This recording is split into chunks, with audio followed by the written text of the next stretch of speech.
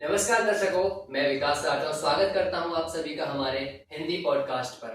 Hindi podcast के पहले episode में आप सभी को सबसे पहले नव वर्ष की हार्दिक शुभकामनाएं।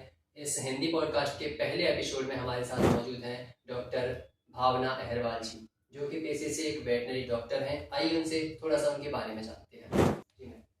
सबसे पहले तो नए वर्ष की आप सभी को शुभकामनाएं। मेरा नाम डॉक्टर भावना अग्रवाल है। बाय प्रोफेशन, जैसे कि विकास जी ने बताया, कि मैं एक वेटनरी डॉक्टर हूँ और मैं वेटनरी कॉलेज जबलपुर में ही असिस्टेंट प्रोफेसर हूँ। और मैंने अपना ग्रेजुएशन, जिसको bachelor of veterinary science and animal husbandry बोलते हैं, तो BVSc इन AH जो है मेरा जबलपुर से हुआ है। उसके बाद मैंने PG ज्वाइन किया। PG के बाद मैंने PhD किया। PhD के बाद मैं आप सभी को मुझे बताने में बहुत खुशी है कि मैंने जिस कॉलेज में अपनी पढ़ाई की और उसी कॉलेज में as a employee, as a assistant professor मैं वहाँ पे जॉब कर रही हूँ। तो जी मैम, जैसा कि हमें जितना कुछ आपके बारे में पता है कि आपके घर में ना सब लोग MBBS डॉक्टर हैं, इंसानों के डॉक्टर हैं, तो वेटनरी फील्ड में आपने अपना कदम अलग ही एकदम पूरा रेवोल्यूशन ही। हाँ विकास जी, आप सही कह रहे हैं। मेरे फैमिली में सारे MBBS डॉक्टर हैं और मेरे लिए थोड़ा सा ये एक नई फील्ड थी, क्योंकि मैं वेटनरी में आना चाहती तो नहीं थी। मैं प्राउडली एक चीज़ बोल सकती हूँ कि I am accidentally veterinary doctor. क्योंकि बोलना चाहिए कि जब हमें समय के साथ साथ, जब हम अपने आप को पहचान लेते हैं, हमें सब हमको लगता है कि समय के साथ साथ हमें चीज़ों को पहचानना चाहिए। तो सेम वैसे ही मेरे साथ हुआ, क्योंकि मेरे घर में सारे डॉक्टर्स थे, उन्होंने काफ़ी मेहनत करी। तो जिसको हम बोलते हैं ना कि एक नंबर से इंसान से हम जानवर की तरफ शिफ्ट हो गए, सेम वैसे ही एक्सीडेंट जो है। तो ये आपके साथ कब हुआ कि मुझे रियलाइज हो गया कि अब मुझे वेटनरी डॉक्टर बनना है? जैसे मैंने अपना 12th किया, उसके बाद फिर मैंने प्री मेडिकल की तैयारी करी। तो प्री मेडिकल की तैयारी करते करते मैंने देखा कि एक साल तैयारी करी, मैंने दूसरी साल तैयारी करी। तो तैयारी करते करते मैंने देखा कि हमेशा जो है एक दो नंबर से सिलेक्शन जो है नहीं होता था। बट एक नंबर दो नंबर से सिलेक्शन नहीं होना, दैट मीन्स कि आपका सिलेक्शन नहीं हुआ, मतलब आपको MBBS तो नहीं मिलेगा। तो मैंने इस चीज़ को एक्सेप्ट किया कि ठीक है, MBBS अगर हमें नहीं मिलता है तो वेटनरी मुझे फर्स्ट प्रायोरिटी पे मिल गया। MBBS नहीं तो कुछ और भी नहीं। यस, कि अगर MBBS ना सही तो वेटनरी ही सही। और मैंने उस प्रोफेशन को बहुत अच्छे से, क्योंकि मैं उस टाइम उस प्रोफेशन को जानती थी, पहचानती नहीं थी। जैसे जैसे मैंने एडमिशन लेने के बाद मैंने कॉलेज की फर्स्ट डे गई, क्योंकि मैं हाफ हार्टेड थी, उतना मज़ा नहीं आ रहा था। लोगों को वेटनरी डॉक्टर नाम सुन के ही लगता है कि ढोर डॉक्टर, सीधा जो हमसे बोला जाता है कि वेटनरी डॉक्टर तो डॉक्टर हो गया, मतलब आप तो ढोर डॉक्टर हो। और ढोर डॉक्टर कैसे हो, हमसे सीधे ही। डॉक्टर क्या है इसके बारे में थोड़ा सा? ढोर डॉक्टर जो है बेसिकली ये एक नॉर्मली कॉमन टर्म में बात करी जाती है। क्योंकि लोग वेटनरी को अच्छे से जानते नहीं है, तो लोग बोलते हैं, जब उनको हम बोलते हैं कि आपने क्या किया है, तो हम उन्हें बताते हैं कि मैं वेटनरी डॉक्टर हूँ। तो वो प्रॉपरली वेटनरी को ढंग से बोल भी नहीं पाते, तो वो बोलते हैं आप वेटनरी डॉक्टर हो। और जिनको वेटनरी भी नहीं बोलने आता, तो वो सीधा बोलते हैं कि अच्छा अच्छा आप ढोर डॉक्टर हैं। अच्छा। तो मुझे उस पर कोई शर्म नहीं है और I am feeling very proud. मुझे बहुत गर्व महसूस होता है कि yes, I am veterinary doctor और मैं एक पेशे से एक पशु चिकित्सक। तो आपके फैमिली में इंसानों के डॉक्टर भी हैं और आप जानवर के, तो क्या ऐसा कुछ डिफरेंसेस आते हैं, जैसे बैठ के बातचीत होती होगी कुछ ऐसी? आते हैं डिफरेंसेस, तो आएंगे, क्यों नहीं आएंगे, क्योंकि एक स्पीशीज चेंज हो जा रही है, एक प्रजाति जो है वो अलग हो जा रही है। कि सारे जो डॉक्टर्स हैं वो हमारे इंसान के डॉक्टर्स हैं और मैं ही एक हूँ जो जानवरों की डॉक्टर हूँ। तो जानवरों के डॉक्टर से मतलब लोग बोलते हैं, कभी कभी ऐसे बोलते हैं कि अरे बिल्कुल ढोर ही हो क्या। तो मैं अपनी फैमिली में बोलती हूँ कि आ जाओ मेरे पास, आ जाओ, मैं आपका जो है ट्रीटमेंट कर दूंगी। तो क्या बाकियों की तरह, इंसानों के डॉक्टर्स की तरह आपने भी वैसा वर्कलोड, प्रेशर या ऐसी चीज़ें, आपकी लाइफ मतलब उनसे किस तरह से अलग है या एक जैसी है? वेटनरी डॉक्टर्स के लिए थोड़ा सा जो है लोड कम होता है। एक मैं आपको अच्छी चीज़ बताना चाहती हूँ कि जैसे हमें इंसान में जब हमें कोई पेन होता है ना, तो हम बता देते हैं कि आज हमको ये दुख रहा है, कल हमने डॉक्टर साहब से मेडिसिन ली, मेडिसिन लेने के बाद हमें आराम लगा, हमें आराम नहीं लगा। लेकिन एनिमल्स में, जानवर्स में ऐसा नहीं होता है। वो बता नहीं सकते हैं कि आपने जो हमें कल दवा दी थी वो आज हमें काम नहीं करी है। तो ये चीज़ क्या है कि एक नई चीज़ ये है कि जानवर हमें बोल नहीं सकते, हमें उनके सारे लक्षण को देख के उनकी बीमारी को पहचानना पड़ता है कि जानवर दर्द में है या उसको कोई तकलीफ हो रही है, और वो सारी चीज़ें देख के हम उस जानवर का इलाज करते हैं। तो मैम आपकी कुछ फैकल्टी के कोल्ड वॉर की स्टोरी सुनी है हमने। हाँ हाँ, आपने सुना होगा फैकल्टी को कोल्ड जरा वॉर के बताओ हमारे बारे दर्शकों को। में। बिल्कुल मैं बताना चाहूँगी, और इससे मैंने एक सीख भी ली है विकास जी, मैं आपको इसलिए इस पे बताना चाहूँगी ताकि जो हमारे दर्शक हैं वो देख रहे हैं तो वो भी इस चीज़ को सीखें। क्योंकि जब हम स्टूडेंट लाइफ में होते हैं तो हमें बहुत सारी चीज़ें पता नहीं चलती हैं। हम एक स्टूडेंट लाइफ में होते हैं, हम बहुत एक उपद्रे दिमाग वाले होते हैं, हमें बहुत सारी चीज़ें नहीं पता होती हैं कि हम सही चीज़ें कर रहे हैं, मतलब कि जो चीज़ें हम कर रहे हैं वो सही है कि नहीं है, किस हद तक सही है। तो हमारा क्या था, हमने पीजी में नया नया एडमिशन लिया हुआ था। अब क्योंकि हम तो यूजी कर चुके थे तो हम बड़े डॉक्टर साहब बन और गए उसी थे। कॉलेज में है ना। सेम कॉलेज में, टीचर्स भी हमारे वही थे। तो हमारा जैसे ही फर्स्ट पीजी का रिजल्ट आया तो कुछ तो फेल हो गए, कुछ फेल होके बाउंड्री पे टिक गए।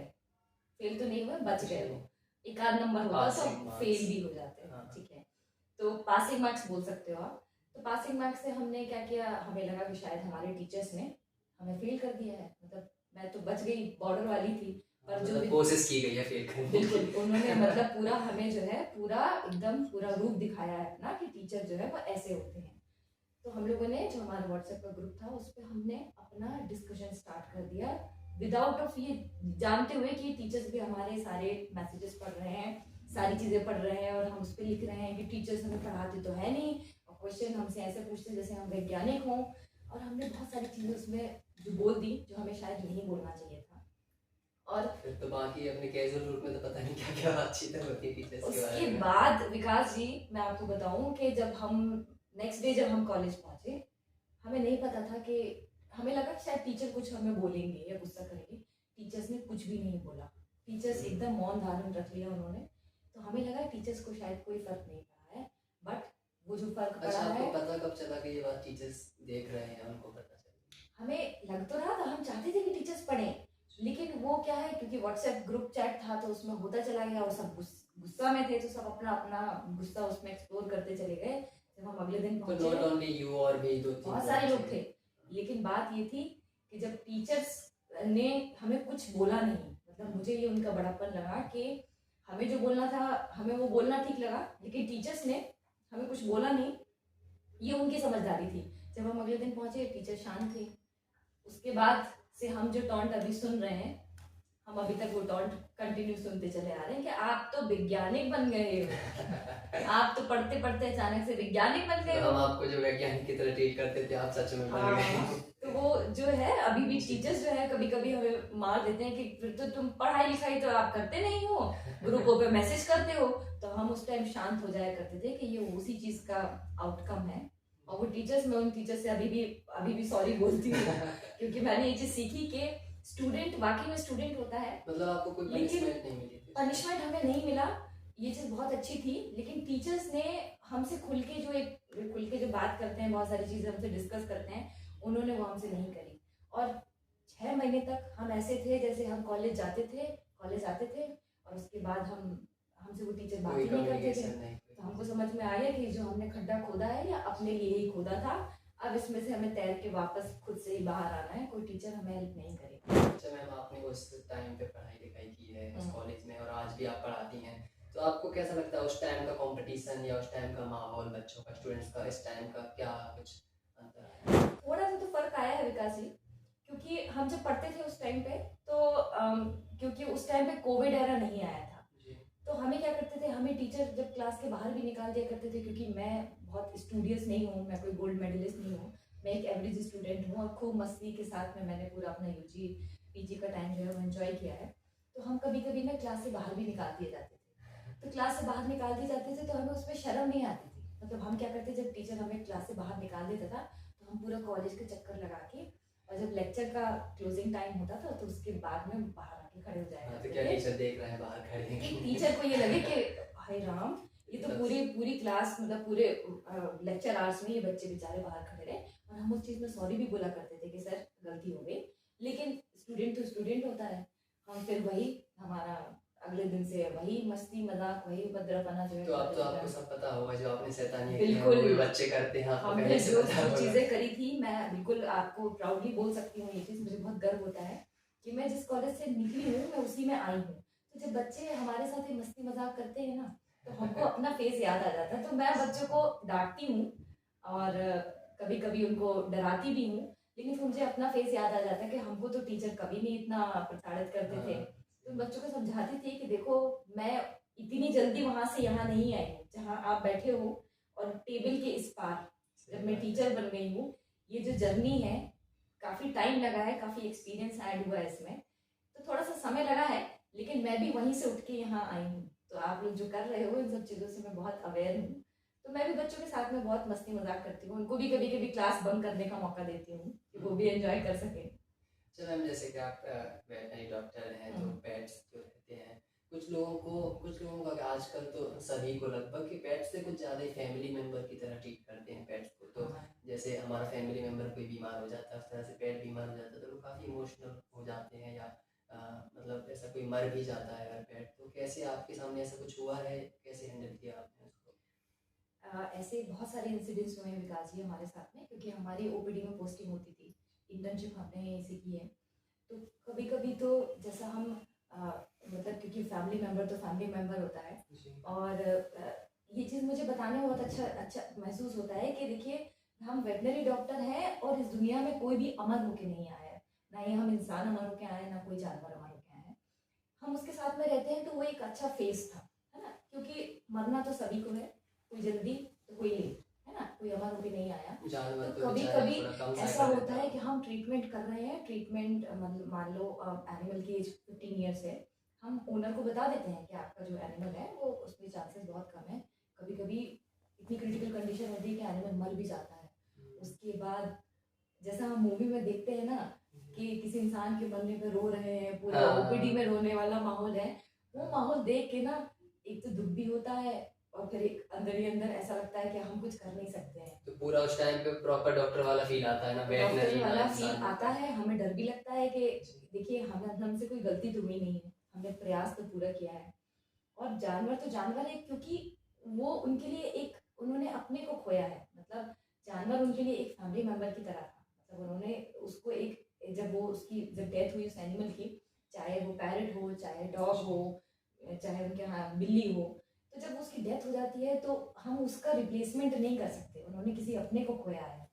तो दुख तो होता है, लेकिन हम उसमें जो है उनको बस मेंटली जो है उनको सपोर्ट कर सकते हैं कि देखिए वो उसकी मेमोरीज आपके साथ में है, वो एक एनिमल था, आप दूसरा ले लीजिए, दूसरा एक जरूर पाल लीजिएगा छोटा सा, फिर उसको बड़ा करिएगा, क्योंकि जानवर घर में होने से घर का माहौल बहुत अच्छा होता है। हाँ, लोग लोनली जो रहते हैं उनको हाँ, उनके लिए भी, अक्सर और लगता है। एक आपको फैमिली मेंबर जैसा आपको लगेगा, क्योंकि वो आपकी सारी एक्टिविटीज देखता है। जब वो हैप्पी होगा तो वो एनिमल खुद अपने आप को एक्सप्रेस करेगा, जब वो गुस्सा होगा, जब हम उसकी पिटाई करते हैं, तो वो सारे एक्सप्रेशन आपको जो है उस एनिमल में देखने मिलते हैं, चाहे वो अच्छा बिल्ली मैम, हो। ये चीज़ कहाँ किस हद तक ठीक है कि हम कोई पैरट, कोई बर्ड या कोई एनिमल को उसकी फैमिली से, उसके एक सराउंडिंग एनवायरनमेंट से ले उठाकर अपने घर पर ले आते, जहाँ वो सिर्फ अकेला है, उसके जैसा कोई नहीं है, तो कैसा? देखिए, ये करना तो सही नहीं है, क्योंकि ये होते हैं वाइल्ड एनिमल, इनको हम वाइल्ड एनिमल बोलते हैं, और उनकी खुद की एक अपनी पर्सनल लाइफ होती है। जैसे कि अगर हम मिट्ठू पालना लोगों को बहुत अच्छा लगता है, लोगों को लगता है हम मिट्ठू पालेंगे, मिट्ठू बोलेगा, मिट्ठू मिट्ठू करेगा, और वो दाना खाएगा, मम्मी मम्मी बोलेगा। तो ये हमें थोड़े समय के लिए तो बहुत अच्छा लगता है कि कितना अच्छा बोल रहा है, मिट्ठू पढ़ता है, लेकिन अगर उसको एक दूसरा एस्पेक्ट अगर हम देखें तो हमें लगता है कि हम बहुत बड़ा क्राइम कर रहे हैं। उसकी हेल्थ पर भी इम्पैक्ट? हाँ जी, क्योंकि वो अपना खुले आसमान में घूमने वाला पक्षी है, हम उसको क्या करते हैं, उसको लाके एक पिंजरे में कैद कर लेते हैं, क्योंकि इंसान इतना स्वार्थी होता है कि इंसान कभी पैरट को खुला नहीं रखेगा। मिट्टू को आपने कहीं नहीं देखा होगा, मुझे तो ऐसा कभी याद नहीं है कि किसी के घर में मिट्टू जो है वो पूरे में खुला घूम रहा है। वो हमेशा एक केज में रखेंगे, उसी में ही उसको दाना पानी खिलाएंगे। तो थोड़ा सा ये जो है मतलब अगर हम एथिकली देखें तो ये सही नहीं है, नहीं करना चाहिए, लेकिन स्वार्थ तो स्वार्थ है। अच्छा, हम पेट्स को अपने जो अपने मन में आता है वो खिला देते हैं, या कह सकते हैं ये पक्षियों को या गाय भैंसों को जो होती है हमारे यहाँ पे उनको, तो आप कुछ ऐसी चीज़ें बताएं कि सच में ये चीज़ें इनके लिए अच्छी हैं या इनके लिए बुरी हैं, ऐसा कुछ? देखिए विकास जी, जब हम कोई भी जानवर घर में हमने पाला हो या हमने नहीं भी पाला हुआ, हमारे सड़क पे बहुत सारे जानवर रहते हैं, तो हमें हमें लगता है कि हम उनकी हेल्प करें, घर में रख के नहीं, बाहर भी अगर एनिमल रह रहा है तो हम उनकी कैसे भी हेल्प करें। तो हमें इस चीज़ का ध्यान रखना चाहिए कि उनका पेट हमारे पेट के जैसा कतई नहीं है। हमारे पेट का डाइजेशन और जानवर के पेट का डाइजेशन दोनों अलग अलग चीज़ें हैं। हम कभी कभी क्या करते हैं, जैसे पेट में हमने देखा है बहुत सारे लोग घर में अपने एनिमल को अपने डॉग को गाजर खिला देते हैं, चॉकलेट खिला देते हैं, पॉपकॉर्न खा रहे हैं तो वो भी खिला देते हैं। मीठी चीज़ का जबकि हमें इस चीज़ का बिल्कुल ध्यान रखना है कि जानवर को हमें अपना खाना नहीं खिलाना है, उसका पेट ऐसा बना ही नहीं है। और जो लोग बोलते हैं कि हमारा जानवर तो सब खाता है, हम तो अपने जानवर को सब खिलाते हैं, तो मैं उन लोगों से यही बात बोलना चाहूँगी कि आपका एनिमल खाता ज़रूर है क्योंकि वो आपके साथ में रह के उसने आपको अपना लिया है, लेकिन उसका वो नेचुरल बिहेवियर बिल्कुल नहीं है, क्योंकि वो चीज़ को बिल्कुल भी खाना पसंद नहीं कर रहा है, पर आपके साथ रह के वो सीख गया है। तो बाकी जैसे इंसानों के डॉक्टर्स में स्पेसिफिकेशन होती है, हड्डी रोग विशेषज्ञ, मानसिक रोग, तो आप ऐसे वेटनरी डॉक्टर्स में आपने किस चीज़ में स्पेसिफिकेशन किया? आपने जैसा बताया विकास जी, ऐसे हमारे वेटनरी में भी बहुत सारी फील्ड्स होती हैं। हमारे में भी सर्जरी होती है, मेडिसिन होती है, गायनी होती है। और मैं आपको एक अच्छी चीज़ बताना चाहूँगी, जैसे हमारे इंसानों में जो प्रसूति वाले डॉक्टर्स होते हैं ना, वो आपने देखा होगा ज़्यादातर महिलाएं होंगी, लेकिन वेटनरी में जो हमारे यहाँ प्रसूति और जो स्त्री रोग विशेषज्ञ होते हैं वो हमेशा पुरुष ही होते हैं। हमेशा हमेशा मतलब 99% हमने देखा कि जो हमारे यहाँ पे मेल होते हैं, जो पुरुष वर्ग होते हैं, वो गायनेकोलॉजी को प्रेफर करते हैं। क्योंकि जब हम एज्यूम करते, जब हम सोचते हैं कि अगर मान लो गाय में बच्चा नॉर्मली नहीं हो पा रहा है, तो हमें उसको पकड़ के मदद करानी पड़ती है, हमें उस बच्चे को पकड़ के खींचना पड़ता है। तो ये महिलाओं के लिए थोड़ा सा टफ हो जाता है, लेकिन ऐसा नहीं है। मतलब मैं बहुत प्राउडली ये चीज़ बोल सकती हूँ कि मैंने कई बार एनिमल में ऐसी दिक्कत आई है और मैंने खुद अकेले में उस केस को सॉल्व किया है। तो ये चीज़ है कि जब हम कोई भी चीज़ कर सकते हैं तो हम सारी चीज़ों में दक्ष हो सकते हैं। जो मेरा स्पेशलाइजेशन जो है वो है पशुपालन, प्रबंध और उत्पादन में, यानी कि जिसको हम live stock production and management system बोलते हैं, जिसमें कि सारे पालन, सारे जानवरों के, गाय पालन, मुर्गी पालन, भैंस पालन, सारी चीज़ों के हम पालन, और उन पालन को कैसे करके उसका उत्पादन कैसे बढ़ाना है, इस सारी चीज़ों में मेरा विशेषज्ञ है। मैंने बहुत सारी चीज़ें पाली थी। मैंने अपने घर में आई एम वेरी सॉरी कि मैंने, जब मुझे पता नहीं था तो मैंने अपने घर में मिट्ठू भी पाला हुआ था, और मैंने एक नहीं चार पाले हुए थे। हाँ, तो एक ये कि फैमिली थी। हाँ, मतलब जैसे लगता था कि एक नहीं, हमने 4 रखे हुए हैं। फिर हमने एक डॉगी भी पाला, फिर मैंने वाइट वाले चूहे भी पाले। तो मेरी मदर जो है वो हमेशा बोला करती थी कि घर में जो है तुम जू बना लो, है ना। ये थोड़ा सा मतलब कुछ भी होता था वो बोलती थी बस घर में तो जानवर है। हमारे घर में कहीं घूमने फिरने जाती थी तो वो हमेशा यही बताया करती थी कि हमारे घर में तो खूब सारे जानवर पाल रखे हैं हमारी बेटी ने। तो धीरे धीरे करके फिर मुझे रियलाइज हुआ, जैसे जैसे मैं प्रोफेशन में और बढ़ती चली गई, तो मुझे लगा कि शायद जो है ये मैं सही नहीं कर रही हूँ, कि जो जानवर, एटलीस्ट मैं क्योंकि वेटनरी डॉक्टर हूँ तो मुझे तो ये चीज़ों में आगे बढ़ के थोड़ा सा करना चाहिए कि जानवरों को पालना चाहिए, लेकिन स्वार्थ के लिए नहीं। जैसा कि आजकल हर फील्ड में टेक्नोलॉजी आती है, नए नए इन्वेंशन होते हैं, तो वेटनरी फील्ड में ऐसी क्या टेक्नोलॉजीज नहीं आती हैं जो आप इस्तेमाल करती हैं? वेटनरी फील्ड में हर दिन जो है नया कुछ ना कुछ नया अपडेट हम करते हैं, है ना, क्योंकि रिसर्च यही कहती है जो सर्च हो चुका है उसको दोबारा से सर्च करना है, इसलिए उसका नाम रिसर्च होता है। मतलब जो सर्च हो गया है उसको दोबारा से हम कुछ नया उसमें कर रहे हैं। तो हमारा क्या है कि हम बहुत सारी चीज़ों में, मतलब जैसे मेडिसिन है, बहुत सारी बीमारियों के रिगार्डिंग है, जैसे कि अभी रेबीज़ जो आप सुन रहे हैं कि रेबीज़ हो गया, वो इतनी भयानक बीमारी है कि अगर उसका हम टीकाकरण नहीं कराएं, और अगर वो जिस एनिमल में, जिस कुत्ते में रेबीज़ अगर है और वो अगर हमें काट ले तो हमारी जान भी जा सकती है। मतलब उसका कोई इलाज नहीं है, 100% जो है वो आपको ले डूबेगा। तो मैं यही बताना चाहूँगी कि सबसे पहले, क्योंकि रिसर्च इसलिए हो रही है कि हम लोगों को जागरूक कर सकें, रिसर्च करके हम उसका एक नया प्रोडक्ट निकाल सकें या उसका नया तरीका निकाल सकें कि सिर्फ जानवर के काटने से ही रेबीज़ नहीं हो सकता है। बहुत सारी चीज़ें ऐसी होती हैं कि जिससे रेबीज़ हो सकता है, और हमको सारी चीज़ों में बचना है और लोगों को बचाना है। ये बचाएंगे कैसे? जब हम लोगों को जागरूक करेंगे। तो ये सारी चीज़ें हैं, रिसर्च करते करते हम डेली जो है तो कहाँ से कहाँ पहुँच गए हैं। अगर हम एक छोटा सा आपको एक उदाहरण देते हैं कि जैसे मुर्गी पालन लोग करते हैं, तो पहले क्या करते थे लोग, आपने सुना होगा विकास जी के, लोग क्या करते थे जब गांव वगैरह में हम देखते हैं कि मुर्गियां जो है घर में अपने बाड़े में, पिछवाड़े, घर के जो पिछवाड़ा होता है, बाड़ा होता है, छोटी सी बाड़ी होती है, वहां पे मुर्गियां पालन करते हैं। अब आप देखिए वो जो अंडा उत्पादन होता था वो गांव में 5 रुपए 7 रुपए का एक अंडा होना एक बहुत बड़ी बात हुआ करती थी। लेकिन अभी आप देखिए कि वही जो देसी मुर्गी है, हमने उसको रिसर्च करके उस देसी मुर्गी को हमने लगभग 250 अंडे, अगर हम उस मुर्गी का अच्छे से उसकी खिलाई पिलाई अगर कर दें तो लगभग हम 250 अंडे जो हैं एक साल में उस देसी मुर्गी से ले सकते हैं। यस, क्योंकि ये एक गरीब आदमी के लिए भी बहुत आमदनी का अच्छा सोर्स हो जाता है कि 10 अंडे हुए उसने बेच दिए। और ठंड में क्या होता है, गांव वगैरह में हमने देखा कि अंडे की जो डिमांड होती है, अंडा जो है वो लोग बहुत खाना पसंद करते हैं। प्रोटीन का सोर्स जिन्होंने खाया होगा वो जानते होंगे। अच्छा, आप नहीं खाती हैं? नहीं, मैं नहीं खाती हूँ, क्योंकि जैसे जैसे मैं प्रोफेशन में आती चली गई मुझे ये रियलाइज हो गया कि शायद सबसे पहले मुझे खुद को जागरूक होना पड़ेगा, तभी मैं दुनिया को जागरूक कर पाऊंगी। तो ऐसा एक अपन अगर जैसे घर में किसी कुत्ते को कॉमनली सब लोग रखते हैं, तो एक मेन कुत्ते के लिए, एक कुत्ते के लिए बता दीजिए कि उसकी एक प्रॉपर डाइट क्या होनी चाहिए। अगर कोई रखता है तो क्या उसको खिलाना चाहिए, कैसे उसको ट्रीट करना चाहिए, नहलाना चाहिए रोज के नहीं, तो उस बारे में। देखिए विकास जी, जब हम कोई भी जानवर को पालते हैं ना, सबसे पहले हमें उसको जानवर नहीं मानना है। अगर हम क्योंकि अपने स्वार्थ के लिए पाल रहे हैं उसको, वो जानवर हमारे साथ रह तो लेगा, है ना, लेकिन हम हमारे साथ अडाप्ट भी कर लेगा, लेकिन हमें ये जानना जरूरी है कि ये चीज उसके लिए नॉर्मल है या नहीं है।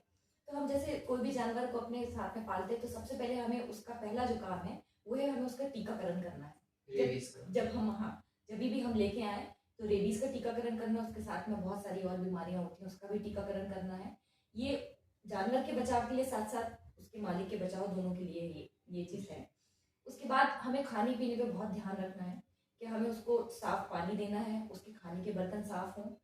जो हम रोटी सब्जी पूरी भाजी खाते हैं ये हमें उसको बिल्कुल नहीं खिलाना है, हमें उसको उसका ही खाना खिलाना है। हम उसको दूध रोटी दे सकते हैं, हम उसको दूध बिस्किट दे सकते हैं। हमेशा ये बात याद रखना है कि जब हमने, स्पेशली अगर हमने कुत्ता घर में पाला हुआ है, तो हमें उसको तेल, मीठा और बहुत ज्यादा नमक वाला खाना नहीं। यही मैं पूछने वाला था, मीठा मैंने कि हम क्या करते हैं, हम मिठाई खाते हैं और हमको लगता है कि अरे ये बैठा हुआ है, ये देख रहा है हमको, लो तुम भी थोड़ा सा खा लो। मीठा बिस्किट भी नहीं, मीठा बिस्किट को हमें यूजुअली अवॉइड करना चाहिए। हम चाहते हैं कि अगर आप बिस्किट अगर आपको देना है, आप नमकीन बिस्किट दे सकते हैं। खाने में आप नॉर्मल जैसे रोटी में जितना नमक होता है आप उतना नमक ही उसके लिए पर्याप्त है, एक्स्ट्रा नमक डालने की आवश्यकता नहीं है। अगर आप जो मालिक हैं वो नॉनवेज अगर खाते हैं तो अपने अपने पेट एनिमल को नॉनवेज भी दे सकते हैं, ऐसा नहीं है। और जो वेज हो वो अपने डॉग को वेज। अच्छा, नॉनवेज में क्या, जो जिस तरह से नॉनवेज हम खाते हैं वो पूरा फ्राई व्राई करके उस तरीके से? नहीं, अब हम चाहे तो खुद KFC खा सकते हैं, लेकिन हम उसको KFC का चिकन नहीं खिलाना है हमें। अगर जैसे हम एनिमल को कुछ खिलाना चाहते हैं तो हमें थोड़ा सा स्पेशली ध्यान रखना होगा कि हमें उसको बॉईल वाला खाना है, उसको ज्यादा प्रेफरेंस देना है। नमक मिर्ची तेल, इससे नमक मिर्ची तला भुजा ये सब चीजों को नहीं दें, क्योंकि पेट उसके लिए बना ही नहीं है वैसा।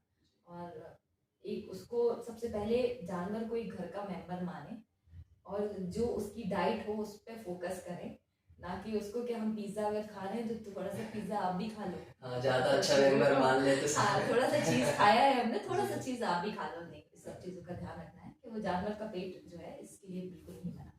जी, तो जैसा आपके पास जैसे कोई अगर कोई पेट लेना चाहता है, रखना चाहता है, तो उससे आप क्या कहना चाहेंगे? अगर आपसे कोई, पहले जरूरी है कि किसी डॉक्टर से मिलना, कि हम रखना चाहते हैं तो एक डॉक्टर से सलाह लें, तो आप क्या सलाह देंगे?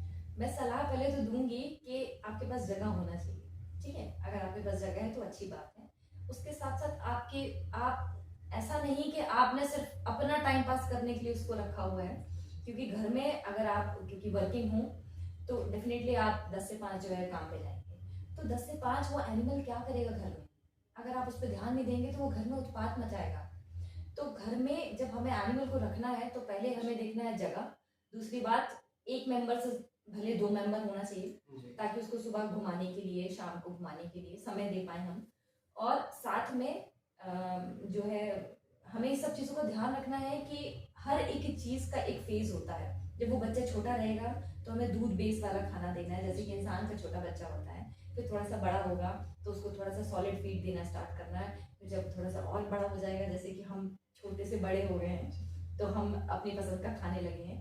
तो जब ग्रोथ बढ़ती चली जाएगी तो हमें उसके हिसाब से उसको खाना देना है। और मैं सबको यही सलाह दूंगी कि जब भी हम कोई भी जानवर पालें, हमको सबसे पहले बीमारी से उसको बचाना है, अपने आप को बचाना है। और कभी कभी होता कि हम हमारे साथ में वो बेड में हमारे साथ सोता है, सोफे पे हमारे साथ बैठता है, तो हम देखते हैं कि उसके बाल जो है हमारे सोफे पे लगे हुए रहते हैं। तो अगर ये सब चीज़ें छोटी छोटी सी चीज़ें हो रही है ना, तो इनको नकारे ना, क्योंकि ये एक छोटी सी चीज़ जो है ये बहुत बड़ी बन जाती है। और ये जानवर के लिए सबसे पहले हानिकारक है, साथ में हम इंसानों के लिए भी बहुत ज़्यादा हानिकारक है। तो ये सब चीज़ों का ध्यान रखेंगे अगर हम, तो दोनों ही है, जानवर और साथ साथ हम दोनों ही खुशी खुशी जो है अपना लाइफ स्पेंड कर सकते हैं। जी बात। तो जैसा कि मैम ने अभी बताया है, बहुत बहुत शुक्रिया मैम। जैसा कि हम पेट्स को पालते हैं अपने घर पे, तो पालने से पहले हमें ऐसे किसी डॉक्टर्स के साथ जरूर एक सेशन लेना चाहिए, उनसे पता करना चाहिए अपने पेट के बारे में कि इसको क्या कैसे रूटीन पूरा उसका समझना चाहिए। उसके बाद ही बिना जानकारी के केवल अपने एंटरटेनमेंट के लिए पेट्स को नहीं रखना चाहिए। नमस्कार।